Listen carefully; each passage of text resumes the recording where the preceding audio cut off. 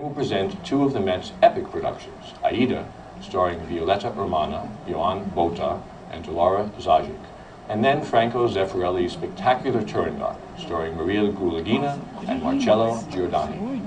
Maestro Levine will conduct Bart Shear's new production of The Tales of Hoffmann, starring Rolando Villazon and Anna Netrebko, and he will also conduct Rosenkavalier, starring Renee Fleming and Susan Graham. Two other Met stars will take on new roles for the first time. Angela Gheorghiu will sing her first ever Carmen in a new production directed by Richard Eyre, and the legendary Plácido Domingo will sing the title role of Simon Boccanegra for the very first time. Our season will conclude with two new productions, Hamlet, starring Simon Keenlyside in the title role, and the incomparable Nathalie Dessay as Ophelia. And then we'll conclude the season with Armida, starring Renee Fleming as Rossini's seductive sorceress.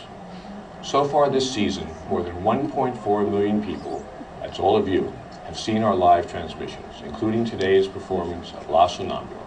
It's very exciting for the singers and for our entire company to know that so many people are watching and listening around the world. The economic crisis has created great challenges for the performing arts, but we're determined to continue to provide grand opera at its very best for all of you. Thank you. I'm with C A Matheson, who is the prompter for today's performance, and we have just seen you crawl out of the prompter's box. Now, this is not something that happens every day in opera, does it? No, I would guess that this is the first time that a prompter has ever been pulled up onto the stage. I think some prompters might have been tempted to run onto the stage to save something, but normally we're the happy people out of sight. Now, I know from personal experience that singers regard you as a lifeline in performances. Tell the audience a little bit about what it is that you do for us. Basically, what we do is we're the little hidden assistant, I think. The assistant of both you, the singer, and of the conductor. So for you, at the Met in particular, there's a big distance between where we are on the stage and where the maestro is way out there.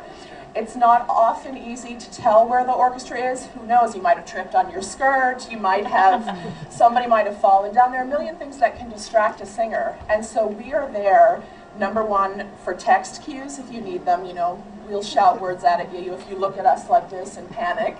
Or rhythmic support for the conductor, where he's busy taking care of the orchestra. So there we are, no, don't sing now. Okay, there we go.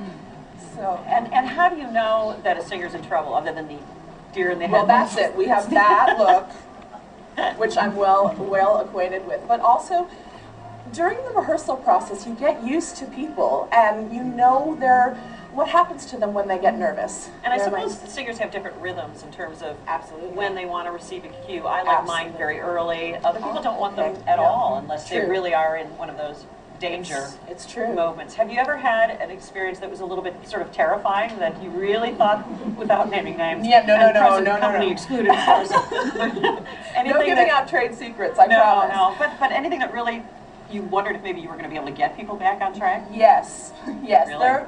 Where it's a big danger here is when I'm stuck in a fixed position at the front of the stage, and if you guys are all the way back there, it's really hard for me to get to you. Right. And it's really hard for me to know if you've forgotten because I can't see your face and I can only sense you. Well, and if our characters are requiring us to be terrified in a particular moment anyway, is it the terror of the character? Exactly. Or is it the terror of the text? Exactly. But that's where rehearsal periods help, that I get to know the singers and figure out what's going to happen. But there have been times when there's been a singer way upstage, and of course it always happens when we're on Sirius Radio or on the Toll Brothers. Exactly. Don't be too loud for the microphone. Now, you trained with the Metropolitan Opera Young Artists program, and yes, your support and your participation is featured very prominently in a documentary about the Met audition, the National Council auditions.